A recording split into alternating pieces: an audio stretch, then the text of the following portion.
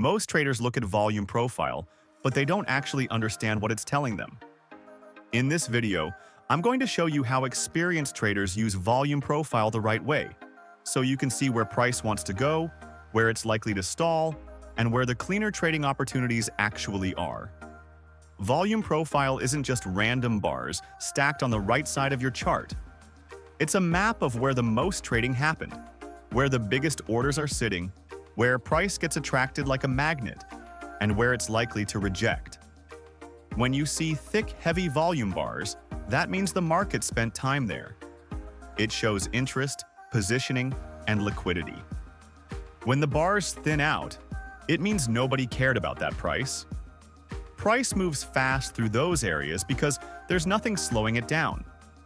Once you understand this, volume profile becomes one of the simplest and most useful tools you can add to your trading. There are 3 levels you need to know: the point of control, value area high, and value area low. The point of control, or POC, is the price level with the highest traded volume. This is the market's fair price. Price gets attracted to the POC very often. If price moves far away from it, there's a high chance it comes back to rebalance. Value area high marks the upper boundary of the fair value zone. Anything above value area high is considered expensive. This area usually behaves like resistance, unless price can break above it and hold. Value area low marks the lower boundary of the fair value zone. Anything below value area low is considered cheap. It often behaves like support, especially when price dips below and snaps back inside. Once you understand these 3 levels, there are only 3 setups you really need. The first setup is the value area rotation. If price enters the value area from above, it often rotates all the way down to value area low. If it enters from below, it often rotates back up to value area high. Price likes to stay inside fair value, so these rotations are extremely consistent. The second setup is the low volume node, also called the fast move zone. When volume profile shows a thin area, it means there was very little trading there. These zones act like air pockets. When price enters them, it usually cuts through quickly because there's no liquidity slowing it down. These are some of the cleanest breakout opportunities you'll ever see. The third setup is the POC return trade. When price stretches far away from the point of control, the market becomes imbalanced. POC acts like gravity. If momentum slows down or structure shifts, price often comes back to the POC to rebalance. This setup is simple and works great for intraday plays. Now let me walk you through how I use volume profile in real time. At the start of each session, I mark the point of control, the value area high, and the value area low.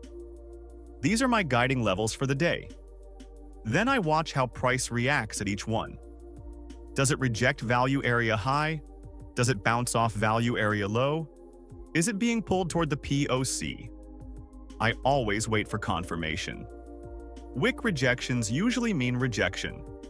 Strong bodies and closes usually mean acceptance.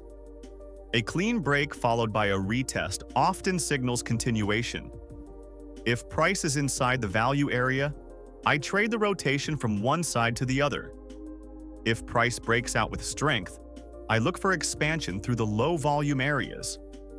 If price is far from the POC, I watch for signs of a return. There are a few mistakes traders make that you want to avoid. Don't take trades above value area high or below value area low without confirmation. Don't ignore low volume gaps. They are some of the fastest moving areas on the chart. Don't clutter your chart with every little volume node. The only levels you truly need are POC, value area high, and value area low.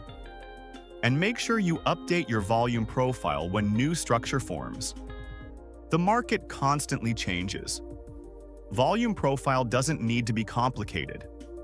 Once you understand the point of control, value area high, and value area low, you'll start to see the market a lot more clearly. You'll know where price is likely to rotate, where it's likely to bounce, and where it's likely to accelerate. If you want a full strategy breakdown of how I combine volume profile with EMAs, market structure, support and resistance levels, let me know in the comments.